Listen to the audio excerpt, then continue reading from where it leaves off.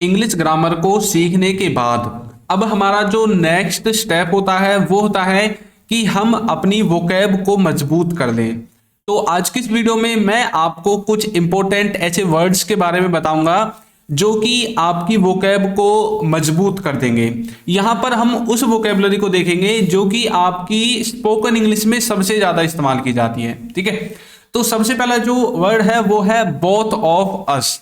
Both of अस का मतलब होता है हम दोनों। अब कई बार आप ऐसा बोलते हैं ना कि हम दोनों चले जाएंगे या फिर हम दोनों आ रहे हैं, हम दोनों वो काम कर देंगे, तो इसके लिए आपको इस्तेमाल करना पड़ता है बोथ ऑफ अस। ठीक है, यहां पर देखिए जैसे कि हम दोनों चलेंगे तो आप बोल सकते हैं both of us will go. मान लीजिए कि आपको कहीं पर जाना है और आप अपने दोस्त से बोल रहे हैं भैया हम दोनों चलेंगे वहां पे, तो आप बोल सकते हैं both of us will go, यानी कि हम दोनों चलेंगे। ठीक है, नेक्स्ट है हमारा हम दोनों जा रहे हैं, तो बोल सकते हैं both of us are going, यानी कि हम जो दोनों हैं वो जा रहे हैं, both of us are going. तो इस तरह से बोथ ऑफ अस का मतलब होता है हम दोनों। नेक्स्ट जो वर्ड है हमारा वो है all of them. All of them का मतलब होता है सभी या फिर सारे के सारे। मान लीजिए कि आपके घर में कोई फंक्शन है और आपके जो दोस्त हैं, आपके जो फ्रेंड्स हैं, आपने उन सबको भी इनविटेशन दिया था कि भाई हमारे घर में फंक्शन है और आपको उस तारीख को आना है घर में। ठीक है, तो अब आपके घर वाले आपसे पूछ रहे हैं कि आपके दोस्त आ रहे हैं या नहीं आ रहे हैं। आप बोल रहे हैं हाँ वो सारे के सारे आ रहे हैं, इनके जितने भी दोस्त हैं वो सभी के सभी आ रहे हैं। सारे के सारे या फिर सभी के सभी, तो कैसे बोलेंगे, सारे के सारे आ रहे हैं। तो बोल सकते हैं all of them are coming, all of them are coming, सारे के सारे आ रहे हैं। सारे के सारे लोगों को जानता हूं, यानी आप किसी से बोल रहे हैं कि भैया मैं ना इन सारे के सारे लोगों को जानता हूं, इन सभी लोगों को जानता हूं। तो ये जो वर्ड है ना सभी के सभी, सारे के सारे, इन सब को इंग्लिश में बोलने के लिए हमें यूज करना पड़ेगा ऑल ऑफ देम का। तो कैसे बोल सकते हैं, I know all of them, मैं इन सभी के सभी लोगों को जानता हूं। इस तरह से आप ऑल ऑफ देम का इस्तेमाल कर सकते हैं। और देखिए हमारा जो कोर्स है उसका लिंक आपको नीचे डिस्क्रिप्शन बॉक्स में मिल जाएगा, वहां से जाकर आप इसको ज्वाइन कर सकते हैं। ठीक है, और यदि आप हमारी ई बुक्स परचेज करना चाहते हैं तो इसका लिंक देखिए आपको डिस्क्रिप्शन में भी मिल जाएगा और वीडियो के नीचे भी आपको कुछ बुक्स शो हो रही होंगी, वहां से जाकर भी आप इनको परचेज कर सकते हैं। तो नेक्स्ट जो वर्ड है हमारा वो है one of the. One of the का मतलब होता है उनमें से या फिर इनमें से, यानी कि उनमें से एक या फिर इनमें से एक। मान लीजिए कि आप गए थे अपने घर से बाहर अपने दोस्तों के साथ शॉपिंग करने के लिए, और जब आप शॉपिंग करने के लिए गए थे, मान लीजिए कि आप कोई पैंट शर्ट खरीदने गए हैं, ठीक है, अपने लिए अच्छे से एक पैंट शर्ट खरीदने गए हैं, और उसने आपको, जब आप देखते हैं तो जो दुकानदार होता है वो क्या करता है, एक साथ 4 5 6 7 मतलब जो उनके पास अच्छी अच्छी क्वालिटी की होती है उनको निकाल के दिखा देता है, अलग अलग कलर की, है ना, कि भाई देख लो ये है हमारे पास, इनमें से आपको जो पसंद है बता दो।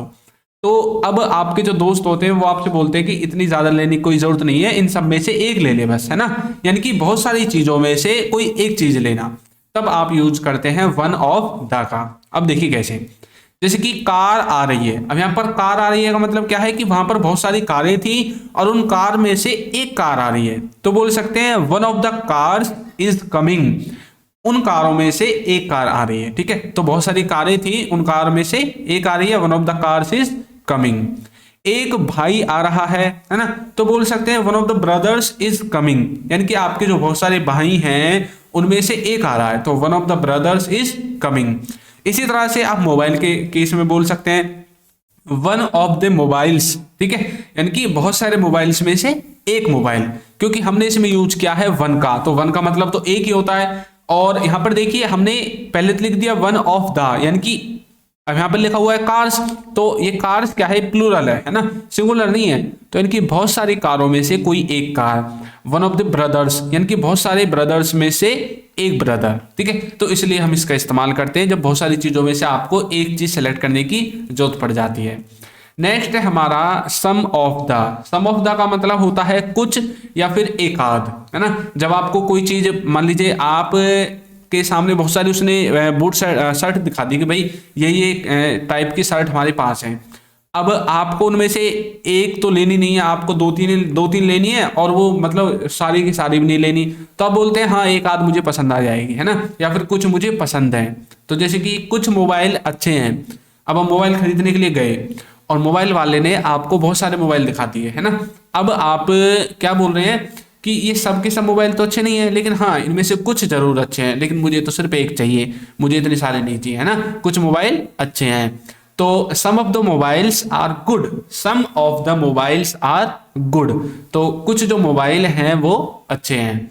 नेक्स्ट है कुछ लड़के ही आएंगे, तो यहां पर मैंने लिख दिया some of the boys will come, मतलब बहुत सारे लड़कों में से कुछ ही लड़के आएंगे, some of the boys will come, ठीक है। तो इस तरह से आप सम ऑफ द का इस्तेमाल कर सकते हैं जब बहुत सारी चीजों में से आपको कुछ ही पसंद हो या फिर एक आध पसंद हो। जैसे आप बोल सकते हैं एक आध लड़का ही आएगा, तो some of the boys will come, तब भी आप इस तरह से बोल सकते हैं, ठीक है। नेक्स्ट है हमारा none of the. None of the का मतलब होता है एक भी नहीं या फिर कोई भी नहीं, मतलब अब आपको क्या कंडीशन है कि अब आपको एक भी पसंद नहीं है, कोई भी पसंद नहीं है। उसने जितनी भी आपको शर्ट दिखाई थी, जितने भी मोबाइल्स दिखाए थे जो आप खरीदने के लिए गए थे, उनमें से आपको अब एक भी चीज पसंद नहीं है, तो आप कैसे बोल सकते हैं नन ऑफ द, कैसे बोलोगे। अब जैसे यहाँ पर देखिए मैंने अलग अलग एग्जांपल लिए हैं, जैसे कि कोई नहीं जीतेगा, मतलब जितने भी प्लेयर यहाँ पर खेल रहे हैं ना, इनमें से आपके हिसाब से कोई भी नहीं जीतेगा, तो कैसे बोलोगे none of the leaders will win, यानी कि कोई भी नहीं जीतेगा। अच्छा प्लेयर भी हो सकते हैं या फिर लीडर का मैंने यहाँ पर इस्तेमाल किस लिए किया है, अच्छा जैसे इलेक्शन होता है तो बहुत सारे मंत्री नेता खड़े हो जाते हैं इलेक्शन में कि भाई हम भी जीतेंगे, हम भी जीतेंगे, है ना, और आपको पता है कि इनमें से जीतने वाला तो कोई है नहीं, तो मतलब क्या है कि सबके सब तो नहीं जीतेंगे, लेकिन जो आपको लगता है आप अपने मन की बात बता रहे हैं कि भाई इनमें से कोई भी नहीं जीतेगा, none of the leaders will win, इस तरह से कोई भी नहीं जाएगा। None of the members will go, मान लीजिए आपके घर में शादी का इनविटेशन आया और आप बना रहे थे वहां पर जाने का, जो मन बना लिया आपने आपने अब आपके घर वाले बोल रहे हैं अब वहां पर कोई नहीं जाएगा, हमारी उनसे लड़ाई हो गई, है ना, अब आपको बुरा लगेगा, तो मतलब कोई भी नहीं जाएगा। None of the members will go, कोई भी नहीं जाएगा, घर का कोई भी सदस्य नहीं जाएगा, none of the members will go, ठीक है। नेक्स्ट है हमारा both of the. Both of the का मतलब होता है दोनों। देखिए बोथ का मतलब ही दोनों होता है, जब आप दो लोगों के बारे में बात करते हैं, जैसे कि तुम दोनों चले जाना, तुम दोनों आ जाना, है ना, तो बोथ ऑफ द, तो कैसे बोलोगे तुम दोनों भाई, both of the brothers, both of the brothers, ठीक है, तुम दोनों भाई। दोनों कार या फिर दोनों mobile, both of the cars या फिर बोथ ऑफ द मोबाइल्स, ठीक है, दोनों कारें या फिर दोनों मोबाइल्स, इस तरह से आप बोथ ऑफ द का इस्तेमाल कर सकते हैं। नेक्स्ट है हमारा both of you. Both of you का मतलब होता है तुम दोनों, देखिए कैसे, तुम दोनों देख रहे थे, both of you were watching, both of you were watching, तुम दोनों अच्छे हो। Both of you are good, both of you are good, तुम दोनों क्या हो, अच्छे हो। तो इस तरह से आप बोथ ऑफ यू का इस्तेमाल कर सकते हैं, ठीक है। नेक्स्ट है हमारा most of the. Most of the का मतलब होता है ज्यादातर या फिर अधिकतर। अब था मान लीजिए कि आपको ना आपके जो दोस्त हैं उनमें से अधिकतर या फिर ज्यादातर जो दोस्त हैं अच्छे लगते हैं, तो ये जो अधिकतर और ज्यादातर है ना, यानी कि बहुत सारी चीजों में से बहुत सी ऐसी चीजें हैं जो आपको पसंद हैं, ठीक है। अब मान लीजिए आपके पास 10 मोबाइल हैं और 10 में से ज्यादातर आपको पसंद है, यानी कि 8-9 तो आपको ऐसे लगते हैं जो बिल्कुल अच्छे लगते हैं, है ना, एक आधे बेकार हो सकता है। जैसे कि ज्यादातर लड़के देखते हैं तो बोलेंगे most of the boys watch, most of the boys watch, ठीक है। अब कुछ भी हो सकता है, जैसे क्रिकेट वगैरह कोई भी देखते हैं। मैंने ज्यादातर फिल्म देखी हैं, तो मैं बोल सकता हूं I have watched most of the films, मैंने ज्यादातर फिल्म देखी हैं। तो कई बार आप बोलते हैं ना भाई ज्यादातर फिल्में ना वो तो मैंने देख रखी हैं, तो I have watched most of the films, ठीक है। तो इस तरह से आप मोस्ट ऑफ द का इस्तेमाल कर सकते हैं। नेक्स्ट है आपका दैट्स वेयर। दैट्स वेयर का मतलब होता है वही तो, दैट्स वेयर वही तो, यानी कि आप किसी जगह के बारे में बात करेंगे। वेयर का मतलब है मतलब आप किसी प्लेस के बारे में बात करेंगे, ठीक है, जगह के बारे में बात करेंगे। जैसे कि वहीं तो हम खड़े थे, that's where we were standing, that's where we were standing, वहीं तो हम खड़े थे। वहीं तो मैं जा रहा था, that's where I was going, that's where I was going, वहीं तो मैं जा रहा था। तो इस तरह से आप दैट्स वेयर का इस्तेमाल कर सकते हैं वहीं तो वाले सेंस में। नेक्स्ट है सच। सच का मतलब होता है ऐसी या फिर ऐसा, जैसा आप बोलते हैं ना ऐसी बातें मुझे पसंद नहीं है, ऐसी चीजें मुझे पसंद नहीं है, तो उसमें आप सच का इस्तेमाल कर सकते हैं। जैसे कि ऐसी बातें मुझे पसंद नहीं है तो बोल सकते हैं I don't like such talks, I don't like such talks, तो इस तरह की बातें जो है मुझे पसंद नहीं है। ऐसा काम मैं नहीं करता, I don't do such work, I don't do such work, तो ऐसा काम मैं नहीं करता। तो इस तरह से आप सच का इस्तेमाल कर सकते हैं, ऐसा या फिर ऐसी। ठीक है, नेक्स्ट है आपका दैट्स व्हाट। दैट्स व्हाट का मतलब होता है यही तो या फिर वही तो, यही तो या फिर वही तो। जैसे कि यही तो मैंने बोला, that's what I said, that's what I said, यही तो मैंने बोला, यही तो मैं बोल रहा था, दैट्स व्हाट, या यही तो वो बोल रहा था, that's what he was saying. ठीक है, तो इस तरह से दैट्स व्हाट का आप इस्तेमाल कर सकते हैं यही तो या फिर वही तो वाले सेंस में। नेक्स्ट है इवन इफ। इवन इफ का मतलब होता है भले ही। जैसे आप कई बार बोलते हैं ना कि भले ही वह ना आए मैं तो जाऊंगा, मतलब वो आए ना आए भैया मैं तो जाऊंगा, इसका मतलब ये है। तो बोल सकते हैं even if he don't come I will go, even if he don't come I will go. भले ही मैं कुछ करूं तुम नहीं करना। Even if I do anything you don't do, even if I do anything you don't do, भले ही मैं कुछ भी करूं पर तुम नहीं करना। तो इस तरह से आप इवन इफ का इस्तेमाल कर सकते हैं। नेक्स्ट है as good as. As good as का मतलब होता है उतना अच्छा जितना। जैसे आप कई बार बोलते हैं ना कि भैया मेरी जितनी अच्छी बाइक चला लेते हो तुम, मेरी जितनी अच्छी इंग्लिश बोल लेते हो, बोलते ना, तो मेरे जितना मतलब इतना अच्छा जितना मैं करता हूँ किसी काम को उतना अच्छा कर लेते हो। जैसे कि क्या तुम मेरी जैसी बाइक चला सकते हो, तो इसका मतलब ये है कि तुम ये बोलना चाहते हो कि भैया जितनी अच्छी मैं चलाता हूँ उतनी अच्छी चला लेते हो क्या। तो can you ride bike as good as I can, क्या तुम इतनी अच्छी बाइक चला लेते हो जितनी अच्छी मैं चलाता हूँ। वह इतनी अच्छी अंग्रेजी बोल सकता है जितनी मैं। He can speak English as good as I can, जितनी अच्छी मैं बोल सकता हूं इतनी अच्छी वो भी अंग्रेजी बोल सकता है। नेक्स्ट है as far as. As far as का मतलब होता है जहां तक। जैसे कि जहां तक मैं जानता हूं वह पढ़ता है। अब मान लीजिए किसी व्यक्ति ने आपसे आपके एक दोस्त के बारे में पूछ लिया, अच्छा उस दोस्त के बारे में बताना वो क्या करता है। आपने बोला as far as I know he studies, मतलब जहां तक मैं जानता हूं वो पढ़ता है, इस तरह से। ठीक है, नेक्स्ट है जहां तक वो जानता है हम खेलते हैं। As far as he knows we play, as far as he knows we play, जहां तक वो जानता है हम खेलते हैं। ठीक है, नेक्स्ट है ऑल्दो। ऑल्दो का मतलब होता है हालांकि। ऑल्दो का मतलब क्या होता है, हालांकि।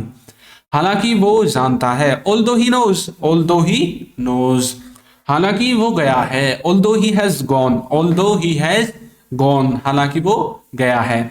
तो इस तरह से आप ऑल्दो का इस्तेमाल कर सकते हैं। ठीक है, हालांकि वाले सेंस में। नेक्स्ट है दैट्स वाई। दैट्स वाई का मतलब होता है इसीलिए। दैट्स वाई मतलब इसीलिए। ठीक है, जैसे क्या बोलते हैं ना इसीलिए मैं आया, that's why I came, that's why I came, इसीलिए उसने पूछा, that's why he asked, that's why he asked, इसीलिए उसने पूछा, that's why he asked. Next है as long as. As long as का मतलब होता है जब तक। एज लॉन्ग एज मतलब जब तक। जैसे कि जब तक मैं यहां हूं तुम कहीं नहीं जाओगे। As long as I am here you will not go anywhere, as long as I am here you will not go anywhere, जब तक मैं यहां हूं तुम कहीं नहीं जाओगे। जब तक तुम बोलोगे मैं भी बोलूंगा। As long as you speak I will speak, as long as you speak I will speak, जब तक तुम बोलोगे तब तक मैं भी बोलूंगा। ठीक है, अगर तुम नहीं बोलोगे तो मैं भी नहीं बोलूंगा। तो इस तरह से आप एज लॉन्ग एज का भी इस्तेमाल कर सकते हैं। नेक्स्ट है स्टिल। स्टिल का मतलब होता है अभी भी, मतलब कोई काम अभी भी हो रहा है, अभी भी चल रहा है, या फिर कोई व्यक्ति किसी काम को अभी भी करता है। ठीक है, वहां पर आप स्टिल का इस्तेमाल कर सकते हैं। जैसे कि वह अभी भी भूखा है तो बोल सकते हैं he is still hungry, he is still hungry, मैं अभी भी यहां हूं। I am still here, I am still here, मैं अभी भी यहां हूं। अब देखिए मैं आपकी प्रैक्टिस के लिए आपको एक सेंटेंस देता हूं। ठीक है, उन सबको भेज दो, उन सबको भेज दो, यानी कि कोई मतलब कोई आपके घर में बैठा हुआ है। ठीक है, और मान लीजिए वो आपके दोस्त हैं और वो जो लोग आपके घर आए हैं अब आप उनके बारे में बोल रहे हैं कि उन सबको भेज दो। ठीक है, तो इसको आपको कमेंट करके बताना है कि इसकी इंग्लिश क्या होगी। हमारे कोर्स का और बुक का लिंक आपको नीचे डिस्क्रिप्शन बॉक्स में मिल जाएगा। तो आपको ये वीडियो कैसी लगी है जरूर बताइएगा, और यदि अभी तक आपने हमारे चैनल को सब्सक्राइब नहीं किया है तो कर दीजिए, वीडियो को लाइक कर दीजिए और एक अच्छा सा कमेंट करना बिल्कुल ना भूलें। Thank you.